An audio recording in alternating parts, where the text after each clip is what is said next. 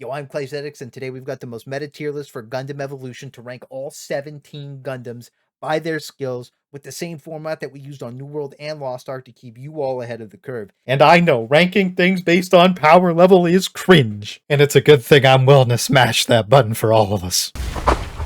And I am going to do my best to keep like all lore biases out of this, even though it's insanely hard to do and it's going to make a lot of people mad, but that's what I'm the best at anyways. So lighting this off, we obviously have to start with the Unicorn Gundam, and it's also one of the brand new ones that actually wasn't in the beta and is easily one of the most favorite Gundams in the entire community. That also gets the most hype because it is a psycho frame with Destroy and Luminous. It's honestly out of control, and it deserves to be a favorite. But in game, we only get to play as base Unicorn. But don't get me wrong, it's still insanely strong.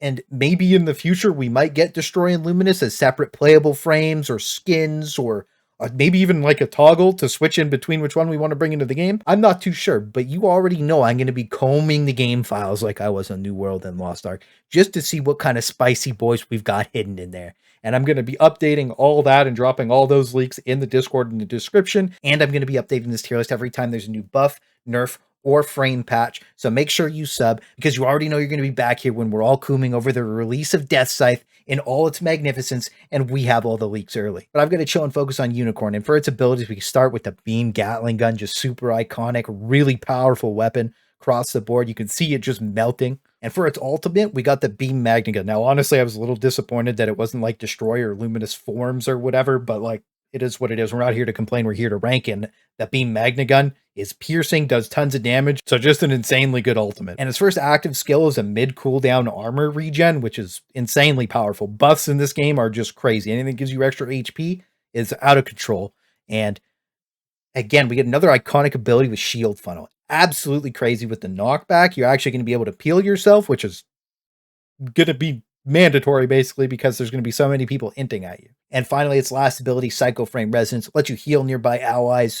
Again, being able to regen any kind of HP in this game is ridiculous. So being able to support your team while pumping out crazy amounts of damage and just being an absolute menace is insanely valuable. And in fact, you'll notice is the newer frames have a pretty insane power creep to them, being a third skill in most situations when some frames only have two. And as we get more in-depth in the video, you're going to see the strengths and weaknesses of all the frames when I go over their abilities. So obviously we have to rank Unicorn, our first Gundam, at S tier.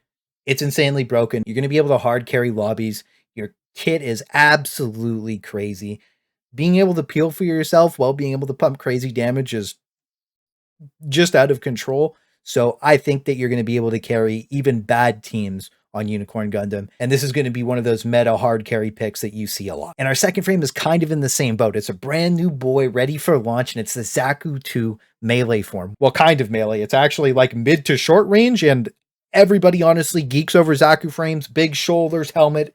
Obviously just one of the coolest frames that people are just absolutely in love with. Just a cool aesthetic to the whole thing, and this guy absolutely slays it. They did such a nice job on the model in game. So like I said, it has a medium range main weapon that also pierces and does pretty substantial damage. So that's pretty crazy. Guard tackles are sub weapon, and it gets a lot better when we go over our last ability. But this is still insanely valuable to be able to charge forward and remove shields, because being able to pull a shield off of something in this game is actually crazy valuable. Now, our ultimate spin to win is just ridiculous across the board. This is probably going to be one of the most broken abilities in the game. Not only is it massive, it's really fast. This ability is absolutely crazy, and I have no idea what they were thinking with this. But it's really cool, and that's all that matters. And when you start comboing its active skills, having an invulnerability to everything is absolutely ridiculous, and it's on a pretty short cooldown and lasts for about 2 seconds. So comboed with everything, you can start to see where we're going with this. Now, our second active skill is just a better version of our auto attack, and you can use the animation cancel your auto attack to just get a crazy combo off. And we combine this whole kit with our last ability, Zeon's Rage. It's absolutely ridiculous. This gives you super armor, a shield, and bonus attack power. So if you were to pop Zeon's Rage before you ulted, you basically just spin in, insta-kill everybody. The combos are going to be absolutely ridiculous with Zaku 2 melee. You're going to be literally running the map by yourself. I actually think that this one is crazy overpowered. There is just so many positives for this thing. It has all the best abilities. It's going to be a crazy flanker. It's going to be a crazy frontline pusher. It has literally everything you need to win a game by yourself. And with how well this kit combos together and how easy it is to actually use, combined with being medium range, not even just melee, Zaku 2 melee is just obviously S tier. There really isn't any contesting that. It's just going to be insanely broken on launch. Almost as crazy as our third Gundam, the Mahiroo, and I don't know what else to say. He's basically just Junkrat from Overwatch. I wasn't too surprised, but the main difference is he doesn't turn into a Wheel of Doom. But he does have Rendo grenades instead of missiles, which I can appreciate to a certain level, but it is a little weird. So ability-wise, obviously we have the grenades. You can actually like bounce them off a wall, send them around corners. But his ultimate really says it all when you are able to just pump out this insane amount of damage so quickly. Any kind of burst in this game is pretty crazy, so I do have to say that like this is going to be pretty much out of control, and this ultimate alone basically is just going to make it S tier. But when you start looking at his active abilities, you have a disengage with forward flip kick that actually gets you crazy distance. The shield cannon, whatever you want to call it, does crazy damage, and you can place it anywhere, which helps give you point control and helps keep people away from it. And if they're not paying attention, you just absolutely detonate them. So combine it with even 1 or 2 auto attacks from your grenades, you're just going to smoke everybody. And then Sensor Dome, which is literally Sniper's ultimate. So this thing has an ultimate as an active skill, again with the power creep. So it's actually no surprise that this is actually just going to take an S tier. Mahiroo just going to be insanely broken. We all know Junkrat hard carried lobbies on Overwatch when he first came out. He was just ridiculous. And Mahiroo just looks like he's going to take the cake. Just seeing the raw damage output of just some of the skills is just crazy. And having an ultimate as an active skill is honestly just ridiculous. And with our fourth frame, we finally get to break out of the S tiers with my personal favorite, the Marasai. And unlike the last few that are good at dealing point pressure and controlling the lobby, the Marasai is actually just really good at supporting and dealing side lane pressure while having an insane 1v1 presence. But only if you can land your hook, because if you miss your hook, you're dead to everyone, because you have no defensives outside of that. But the hook blade headshot combo is basically an instant kill on any frame in the game without a shield or damage reduction. Now for our weapon and skills, we just have a classic beam rifle, just insanely consistent pressure. And then when we start looking at its ultimate, which is just absolutely crazy, this can turn the tide of a fight pretty much instantly. And as long as your teammates aren't, well, I mean, you're going to have to do all the work anyways, let's be honest. But at least this ultimate lets your teammates' brain lag catch up enough to be able to capitalize on people towards the end of the CC at least. And then its first active skill, Beam Blade, really crazy damage when you combine it with just a shot. And the hook. The hook's probably one of my favorite skills in the game.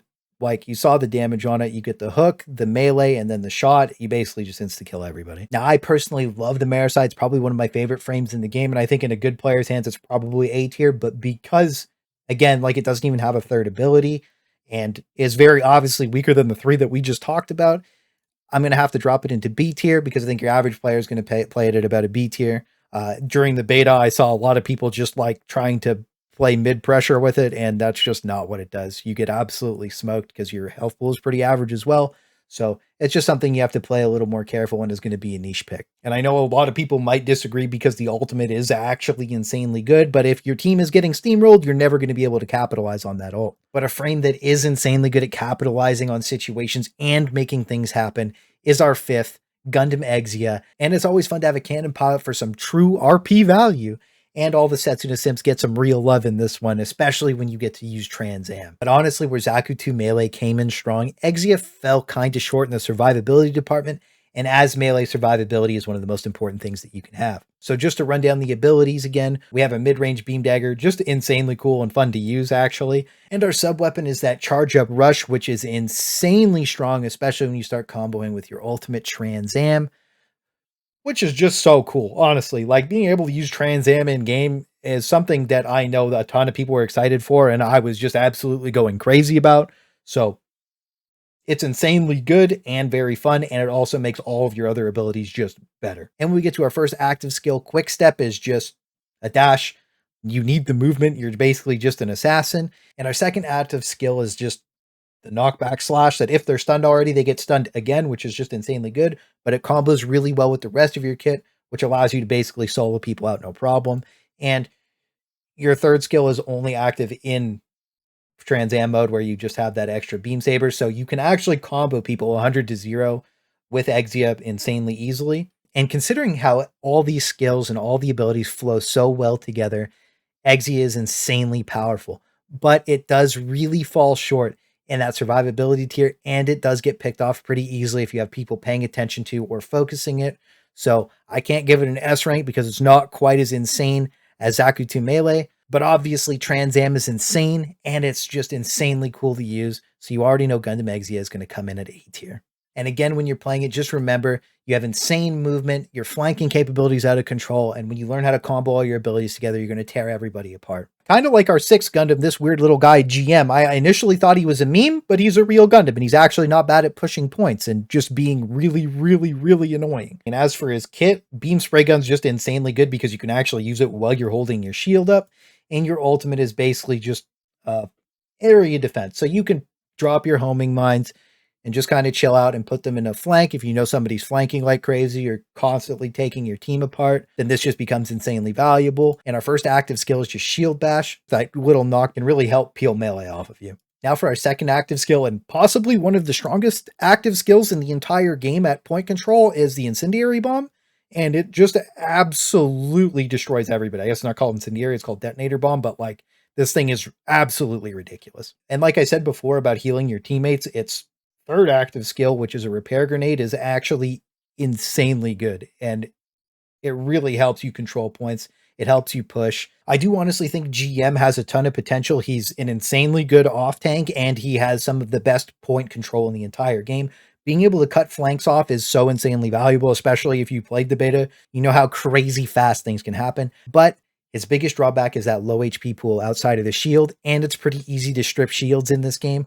So I do think we have to drop GM just based on all of his skills into A tier, but I do think that your average player is going to play GM at like a B or even a C tier because it does require a lot of micromanagement, and I know most people are just terrible at microing things. So personally, I want to rank him as A tier. Again, we're just ranking this purely off of the potential of the Gundam. Now, our 7th Gundam, and even though like when you look at the website, it says it's easy to play, that is full cap. This thing gets obliterated by anything with the CC, and you actually explode insanely fast. So positioning is really important on this. And as we all know, when it comes to a game like this, positioning is the hardest thing for any of your special teammates. And on top of that, of course, we all know what Guntank is known for doing the absolute best. Getting stabbed in the head. And our abilities don't help us too much in that department. Now for our main weapon, which possibly has the highest DPS output in the game when you actually have a good team and you're getting support, Bob Missiles is crazy. It just don't let it set up. It's pretty easy to snipe this guy out too. His health pool isn't exactly crazy at 1200, so our ultimate, probably the most lackluster ult in the game, but it's also one of the memeiest in the troll. We use our only escape pod on the whole frame to, use our head to not get stabbed. And for our first active ability, which is actually a good active ability, Rush is really solid. It deflects everything in front of you. It lets you peel melee off of you and actually get support from your team or give you an opportunity to get supported by your team when somebody rushes you. And our second active ability is actually insanely long ranged, and cannons actually does really solid damage. It has a fairly low cooldown, so you could get this off really regularly and actually really help keep pressure on the people defending the point. And again, Gundams with 3 skills are usually pretty solid, so being able to revive your teammates quickly is actually pretty good in some situations. So he's not actually that bad, but he's not actually that good either. Because when you start comparing him to the other Gundams in the game, Guntank, well, like I said, he's good at getting stabbed in the head. And that's not exactly a positive. And well, you might think, but Clay, you can totally avoid getting stabbed in the head by using Rush. No. No, you can't. Using your only escape pod as a damage ultimate is not anything that's going to stop you from getting stabbed in the head. The only thing that will is subscribing, honestly. But let's be honest, it's not actually bad DPS-wise. As a matter of fact, it is probably the highest DPS output in the game. Obviously, we haven't seen how crazy Unicorn can get yet, but it does have a lot of area damage that can actually really start turning the tide of a game. But it really, really relies on good teammates, and that's not something we're going to see in random play too much. Because as we all know, good teammates are few and far between. So I don't think it's fair to drop Guntank into anything but C tier just because of how it gets outclassed by the other Gundams in the game and how prone it is to just getting absolutely assassinated in seconds by even the A tiers. You can just pop them apart really easily, and he gets sniped out insanely fast. So It's just something to keep in mind. I think that Guntank will probably see, if there is pro play for the game, you'll probably see Guntank actually do really well because, again, he shines with a good team. Like he really, really does. But of course, you wonder how Guntank couldn't be garbage tier. There's nothing worse than Guntank.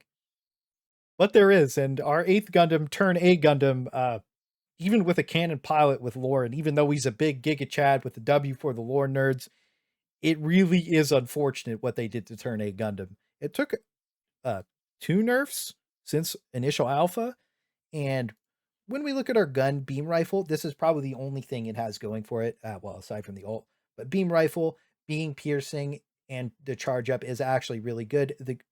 The beam rifle is solid, don't get me wrong. And the ultimate, Moonbeam Butterfly, insanely cool. A lot of people are going to be really, really mad with the rating I'm giving this one, but you'll understand why once you see the rest of them. Moonbeam Butterfly, very simply, just does not do enough damage. It really doesn't. I also think it should heal your teammates and slow the enemies on top of it. If it was to remain at the same damage, which it's fine if it did those 2 extra things, right? So that's my only gripe with the ultimate, because another Gundam literally has that same thing just on the ground. So there's no reason this one shouldn't have it, especially with only 2 active skills. And repairing yourself, getting that extra heal is insanely valuable. So that is good. But like most of the time, it's not going to make a difference from what I've seen at least. And overhead throw, simply the most memey ability in the entire game. Insanely funny, insanely cool to use. And I really, really, this one got affected by power creep like really, really hard. Probably needs to be buffed, honestly. So when we talk about Turn A Gundam, there's only one place for it. And that's the garbage tier. Again, I know people are going to be mad about it because of the ultimate and how cool the ultimate is, but it's simply just not as good. Like if we compared it to all the other frames, its ultimate just falls short of every single one of them. Its active skills fall short of the other active skills. It just, like, having that peel for yourself is solid, but it just isn't really going to make a difference in the grand scheme of things when people just turn and instantly destroy you. Like there's not a lot you can do about that. And personally, I did have fun playing Turn A Gundam. It just actually felt lackluster compared to the other things in the game. But one that never felt lackluster was number 9, Dom Trooper. Dom Trooper just has a missile launcher and is insanely good. It is really easy to play. That's probably the only one they ranked accurately. So AoE, mid-long, just very powerful across the board, right? And when we get into our sub-weapon, having that little multiplex beam, if anybody gets CC'd in front of you, you basically just get to absolutely destroy them instantly. Now for our ultimate, and this is what I was talking about, it gives you an HP boost, it gives you movement speed to allies, deals bonus damage, knockback to stable shields. Like this ultimate does a lot of everything, and it's on the ground. So there's no reason that Turn A Gundam's ultimate can't do what I said it needed to do. And if it does get that buff, then I think Turn A Gundam automatically goes to like B or even A tier. And because of this ultimate, Screaming Nimbus is absolutely ridiculous, by the way. So this actually lets you hard carry lobbies, and because of your kit, it's actually pretty easy to get your ultimate. So our first active skill, Sensor Mines, and we talked about this with GM, was that having an area control is just insanely valuable. So being able to cut a part of the map off where you know your team's weak or lacking or whatever, and just lets you pop assassins is just great active skill. And then our second active skill is just a shield. Now, this is very valuable. You can pop this on your tank, a teammate, whatever. This is crazy valuable, and really good players are really going to make this character shine. Like it's actually very good. Now, its only weakness is that 1 dash limit, but the 1200 HP pool helps. So with his whole kit combined, again, I really value support abilities in this game. They make a crazy difference. Like they can clutch fights pretty substantially. And between crazy damage output, having that area control, like the only thing that's really going to stop you is assassins. And if you can mine them to death, really, that doesn't end up mattering to you at all. I really do think Dom Trooper is an A tier Gundam just because of what it can bring to the table. And if we were to talk about average players, I think average players will actually do really well with Dom Trooper and actually be able to participate in a little higher tier than they would usually be used to, but it is very vulnerable to getting sniped out. So now we're actually onto our Roomba category of this. And I know we were talking about Gundams, but this literally turns into a Roomba. So you can literally clean all of your enemies up as a flying disc. And for our kit, the burst weapon actually is pretty insane. So when we switch over to our sub weapon and you realize you can charge it up, you can do a little more with it. it is really just good sustained DPS. Now for our ultimate, we have Guntank's active skill. So yeah. Now for our first active skill, we obviously have Roomba, and it provides a little hover at the end of it. It's insanely good for repositioning, right? So you can help control the lobby just simply by being able to reposition everywhere, and this actually is insanely valuable because when we go into our last skill, Napalm Grenade, which actually is insanely good. The damage looks a little mid, but Napalm Grenade has a very low cooldown, and you can basically just reposition, throw the grenade, and you can really help pressure the point and help your team push in. The only problem is if you get caught, you're done.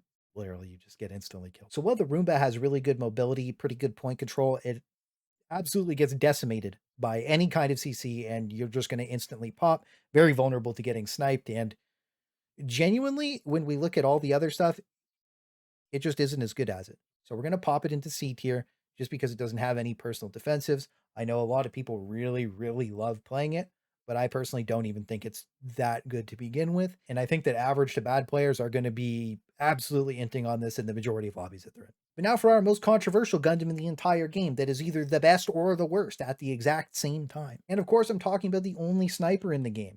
So when we take a look at his first active skill, you realize you can one-shot everything.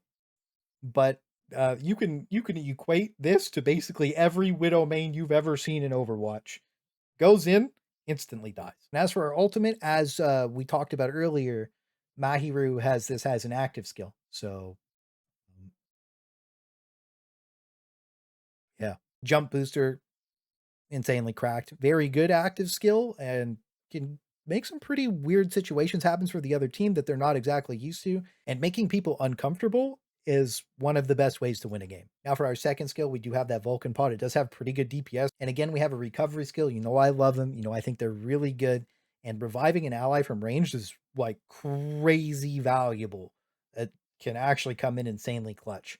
But like we talked about before, not everybody's insanely clutch. And the majority of people that play GM Sniper are going to look like this and be able to fit an entire can of soup in the dent in their poor little head. So honestly, I think that if you are a soup sniper main, then you'll be in the garbage tier. But if you're a god, then you'll be in the S tier because it can be both at the same time. Yeah, that's right. We have a double ranking for one of the characters because as everybody who played the beta and everybody who's going to get to play Gundam Evo later today will see, you're going to be really mad at almost every single sniper on your team. So we're getting pretty far through our list of Gundams, and we're on number 12, Methus, our first and only true support Gundam in the entire game. And when we go down to his abilities, his main guns actually have okay DPS, just not exactly like crazy, but it's not a big deal because he's a support anyway. So when we look at our sub option, similar to a lot of tethers we've seen in other games, it's just a repair cable. You pop it on your boy, and it stays active until you cancel it.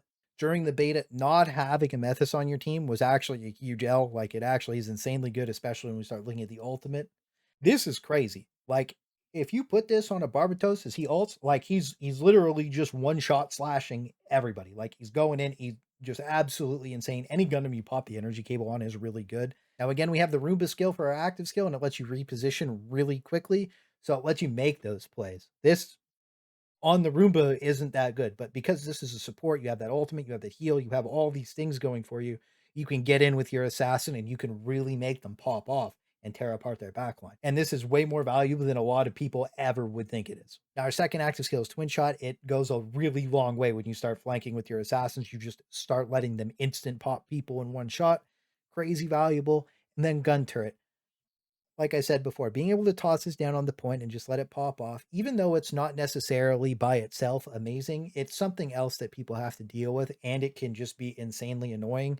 And being annoying is really good because if you tilt somebody with a gun turret, then you basically win the lobby for free. So Methus is the only support Gundam in the entire game.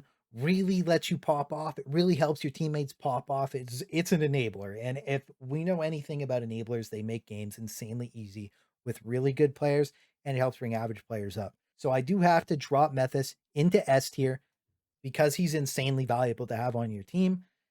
It would be like imagine playing any of these kind of games, like Overwatch without a support at all. It's just not viable. So you absolutely need him. And until there's more true support characters in the game, you're basically going to have Methus on your team if you're pushing ranked like at all.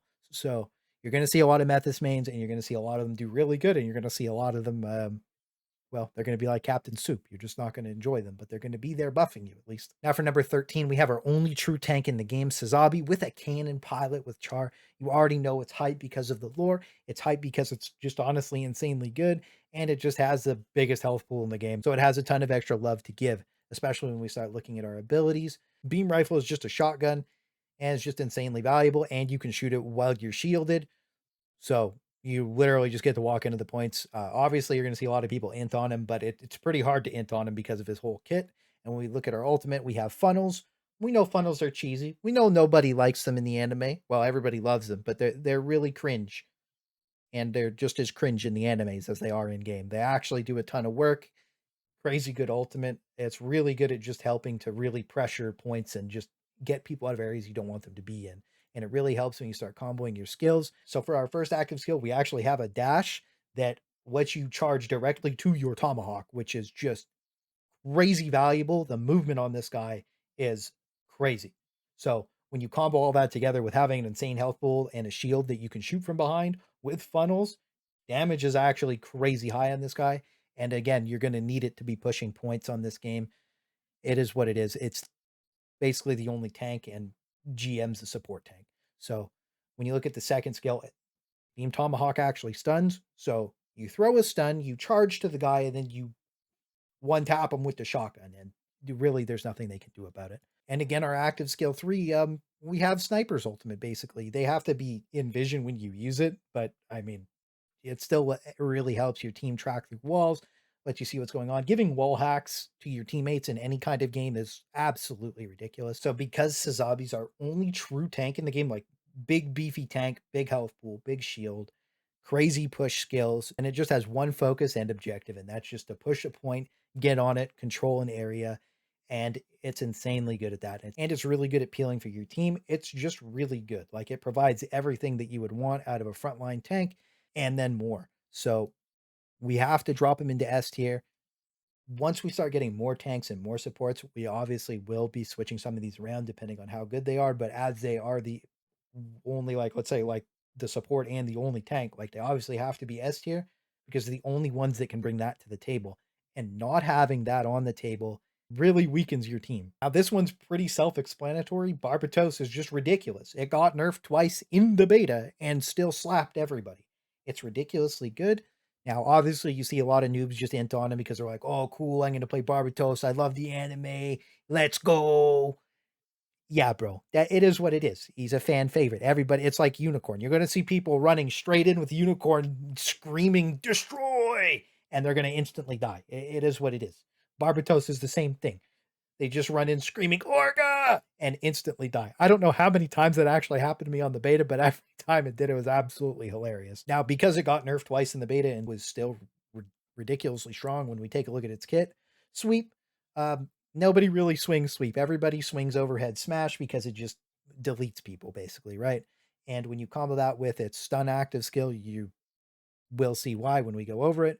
But its ultimate skill, Alea Vignana, you already know, just weaving out samurai slash, like you can't go wrong. It's just cool. Now, when I talked earlier about the support Gundam, when you tag and use the Leia Mignon at the same time, it just straight up one shots people. So its ultimate is absolutely crazy and just lets you, if you get a good flank, just cut everybody to pieces, literally no problem. And it really helps that you have crazy movement. You have 3 dashes on top of boost jump that just lets you get up to people that are just holding really cringe locations.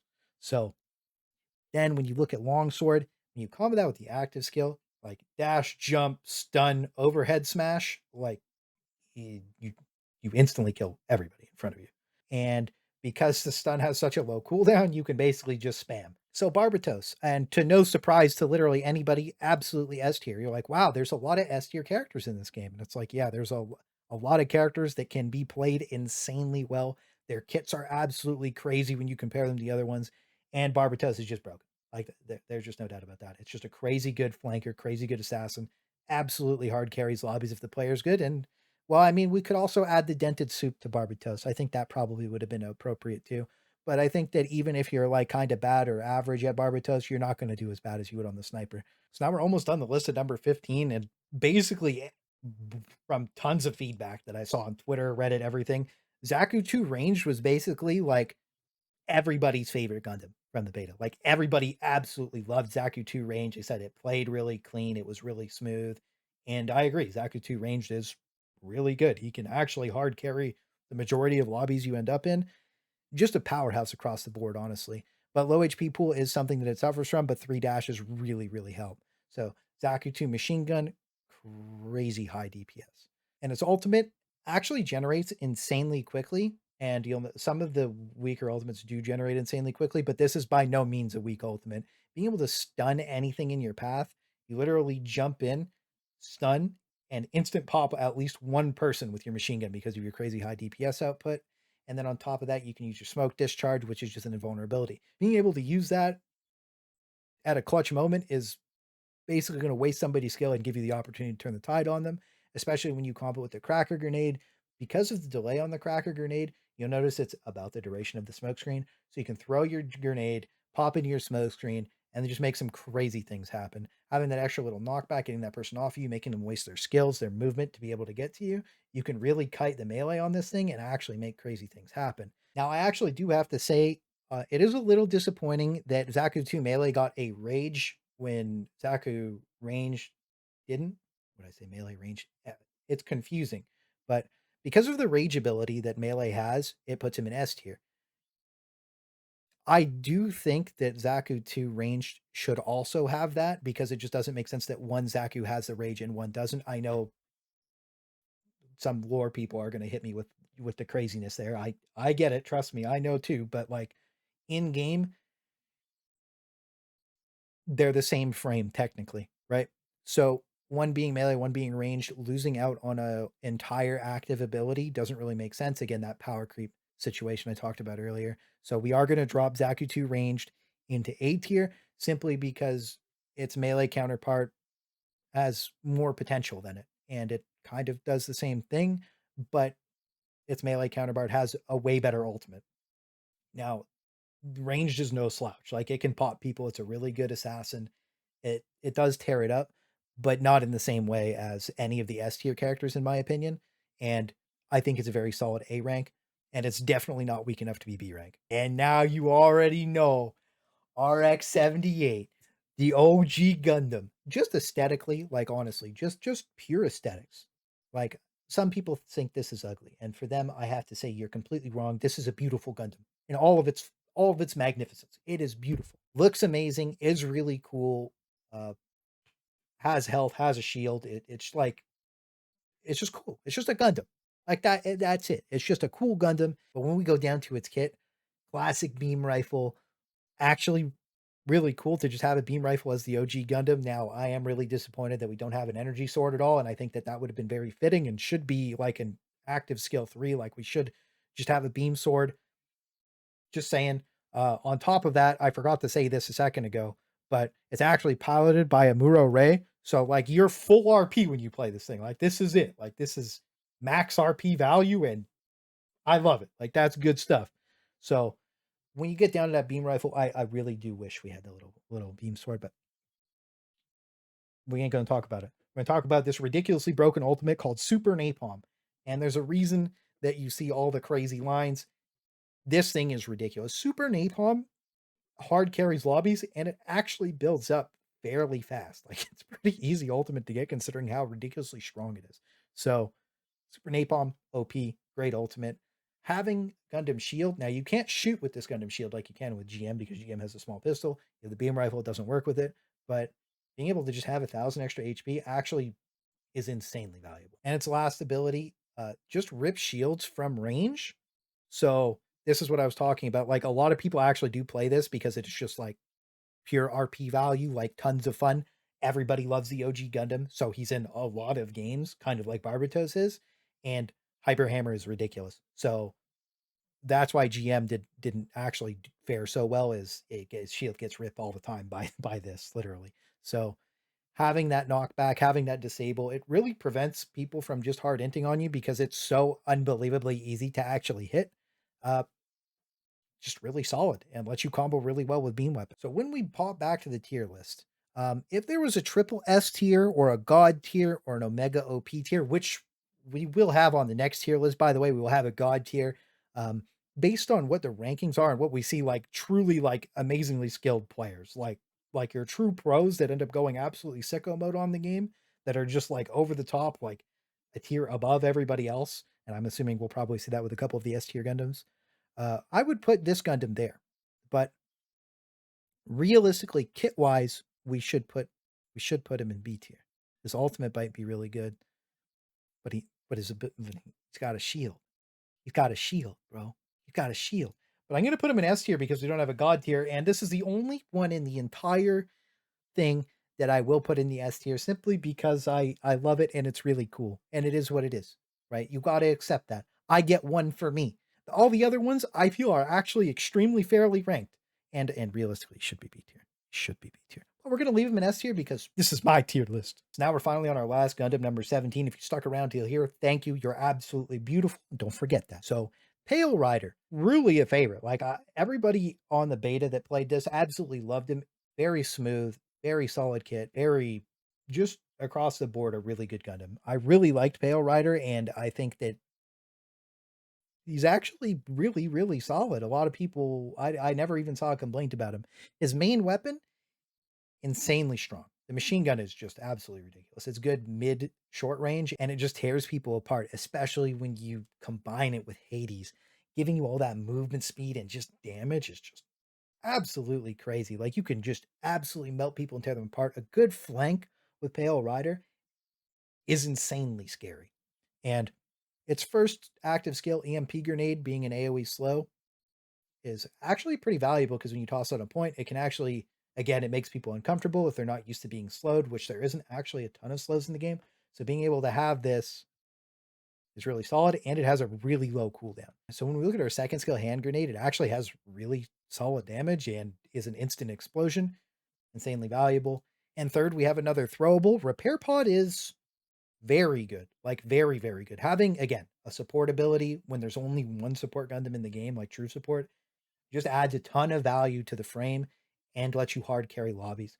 This is one of the better things at controlling points in the game and really helping you push those backlines and like making plays happen. A good Pale Rider is invaluable, honestly. Look, I'm sorry, bro. You got to be B tier just for the final screenshot because Pale Rider hard carries, bro. Like hard carries. Hades system across, like you melt people so unbelievably fast as Pale Rider that he's easily S tier. A lot of people that I talked to told me I should put him in A tier. They said that he's not that good. I think that your truly good players are going to absolutely stomp with him. And I think that even if you're not very good, you can actually still succeed with Pale Rider fairly well. His kit is just ridiculously good. If you're active about throwing all your stuff, it is insanely good. And again, we're ranking off of abilities and kit. We're not ranking off of how your average player is going to do, right? So I still think he's insanely. We'll put you back up there. It actually hurts my soul to see my boy not in S tier. I'm leaving him in S tier. I don't care. Claysthetics aesthetic, OG Gundam aesthetic, insanely clean, very crisp. All the other characters in S tier, in my opinion, absolutely can hard carry lobbies like by themselves. Like you can solo win a game with every character in S tier. A tier, you can do well. I don't think you can absolutely solo carry with the Gundams in A tier. I think that if you have a good teammate, then your A tier Gundams are going to be really good. Now, you probably can't actually solo carry as a support Gundam, but like it's going to make life really easy. B tier, this character is extremely hit or miss. While the only B tier is not as good as any of the A tiers and is definitely lacking compared to all of the S tiers. And in C tier, obviously we have our, you know, our Roomba and our Guntank, and well, we know what Guntank's good at. So C tier is probably fair.